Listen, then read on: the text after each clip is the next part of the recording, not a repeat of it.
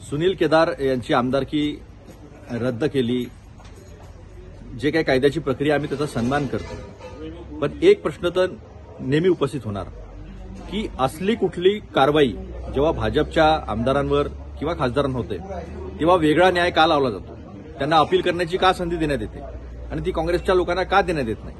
राहुल गांधीच्या संदर्भात आपण पाहिलं, त्वरित कारवाई केली, नंतर सुप्रीम कोर्टाने त्याच्यावर स्टे दिला आणि मग त्यांचं निलंबन जे आहे ते परत घ्यावं लागलं. मग असं काय होऊन जातं की भाजपचे विक्रम सैनी जे मुझफ्फरनगरमधून आमदार होते त्यांच्यावर कारवाई केली नाही, काछडियाजी जे खासदार होते त्यांच्यावर तत्परतेने कारवाई केली नाही. अगदी उच्च न्यायालयामध्ये हे प्रकरण गेल्यानंतर तिथे त्यांच्यावर जी सजा झाली होती त्याच्यावर ती सजा थांबवण्यासाठी हायकोर्टाने मनाई केल्यानंतर सुद्धा त्यांना त्यांचे डिस्क्वालिफिकेशन झालं नव्हतं.